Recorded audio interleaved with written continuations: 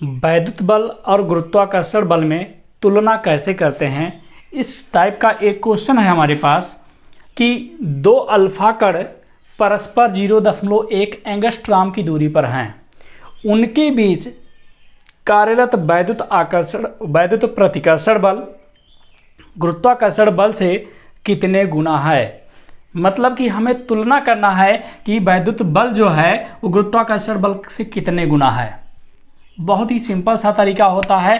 पहली बात तो दो अल्फा कण हैं, अल्फा कण का मतलब हम लोग जानते हैं 2He4। अल्फा कण का मतलब क्या होता है, अल्फा कण का मतलब होता है 2He4।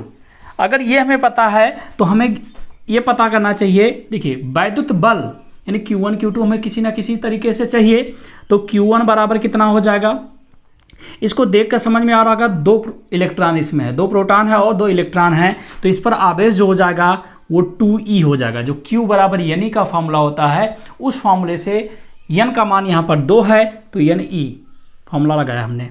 अब यहाँ पर अगर मान रख दें 2 × 1.6 × 10⁻19, ये हमारा E का मान होता है, और गुणा कर लें तो 3.2 × 10⁻19, ये Q1 का मान होता है। Q2 का मान भी उतना ही रहेगा, क्यों, क्योंकि क्वेश्चन में कहा है दो अल्फा कण हैं, मतलब अगर ये अल्फा कण यहाँ पर है, एक अल्फा कण यहाँ पर है, तो आवेश तो उतना ही होगा अल्फा कण पर, इसलिए हमने 3.2 × 10⁻19 लिख दिया।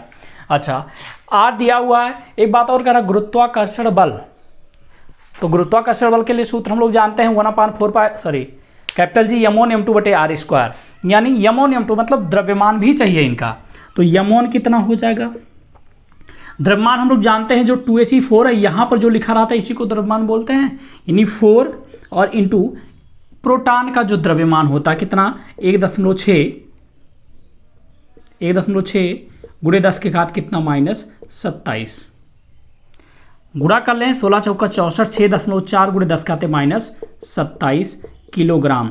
ये हमारा m1 है, और m2 भी इसी के बराबर ही होगा क्योंकि दो अल्फा कण हैं। अब हम बात करते हैं वैद्युत बल, यहाँ पर E लिख दे रहे हैं या कैपिटल E लिख देते हैं। वैद्युत बल 1/4πε0 यानी 9 × 10⁻9 और गुणे Q1 Q2, चलिए अभी ऐसे ही रहने देते हैं, Q1 Q2/r², मान लेते हैं उनके बीच की दूरी r है। फिलहाल इस क्वेश्चन में r का मान दिया है, रख भी सकते हैं, नहीं रखेंगे तब भी कोई दिक्कत नहीं। Fg गुरुत्वाकर्षण बल की बात करें कैपिटल G, और गुणे m1 और m2 और बटे r², समीकरण 1 मान लें, समीकरण 2 मान लें। इन दोनों में पूछा है कौन कितने गुना है, यानी तुलना करना है, तो समीकरण 1 को समीकरण 2 से भाग कर देते हैं, तो ये हो जाएगा Fe/Fg बराबर, ये हमारा हो जाएगा 9 × 10⁻9 और गुणे Q1 का मान, ऐसे सोचिए अगर भाग करेंगे तो r² कट जाएगा, Q1 और Q2 का मान रख दीजिए 3.2 × 10⁻19 और गुणे 3.2 × 10⁻19, और बटे में आ जाते हैं कैपिटल G का मान रखते हैं। कैपिटल G का मान आप लोग जब 11 में पढ़ाया जाता तब जानते होंगे, ये होता है कितना 6.67 × 10⁻11, और गुणे m1 m2 का मान हम निकाल चुके हैं 6.4 × 6.4 × 10⁻27 और गुणे 10⁻27, दो बार मैंने लिख लिया। देखिए m1 m2 दोनों का मान था 6.4 दो बार लिख लिया, तो 10⁻27 भी दो बार लिखना पड़ेगा।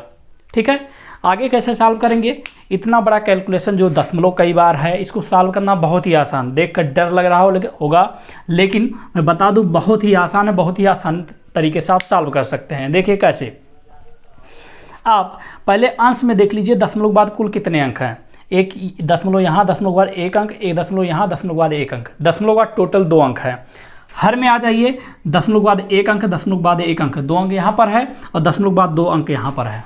ठीक, इस दशमलव को हम खत्म करने का क्या उपाय कर सकते हैं, दशमलव के बाद टोटल नीचे 4 अंक है और ऊपर 2 ही हैं, तो एक तरीका ये अपना सकते हैं कि यहाँ 0 लगा दीजिए और यहाँ 0 लगा दीजिए, जिससे कि अंश में भी दशमलव के बाद 2 अंक, यहाँ 2 अंक, यानी 4 अंक टोटल हो जाएगा, और हर में भी दशमलव के बाद टोटल 4 अंक हो जाएगा। ऐसा भी तरीका अपना सकते हैं, 9.00 भी कर सकते थे, या गुणे 10⁻4 भी कर सकते थे। कई सारे तरीके हैं जो आपको अच्छा लगे उसे कर सकते हैं। अब दशमलव के बाद अंश में 4 अंक है, हर में भी 4 अंक है, दशमलव आप छोड़ दीजिए, भूल जाइए दशमलव की टेंशन। अब क्या कर लेते हैं, मैं गिनती संख्याओं को लिख लेता हूँ। तो ये हो गया 320 और 320, 9 गुणे 320, 320 दशमलव हमने कहा छोड़ दीजिए। ये हो जाएगा 667 और गुणे 64 और गुणे 64, ठीक है, ये हमने लिख लिया। अब देखिए -19 -38 हो जाएगा और +9।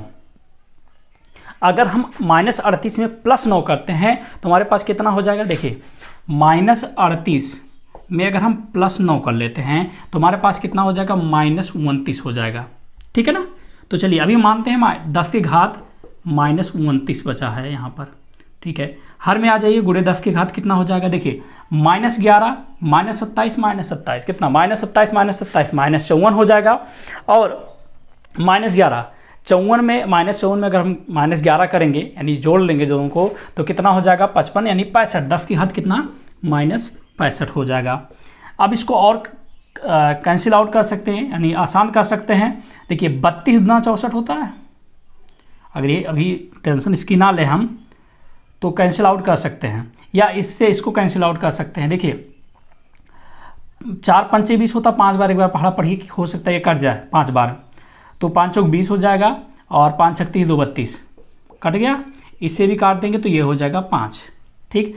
तो ये हमारे पास हो जाएगा 9 गुणे 45 और बटे कितना 667 और गुणे ये 10 की घात है -29 और गुणे 10 की घात है +65। हर से अगर अंश में लेकर जाएंगे तो प्लस में हमारा हो जाएगा। अब इसके बाद इसका गुणा कर लेते हैं, 9 पचे 45 के 5 हाथ कितना हुआ 4, 9 चौक 36, 36 और 4 40, ठीक है। और बटे कितना हमारा हो जाएगा 667 और गुणे 10 की घात कितना बचेगा, देखिए -29 और +65।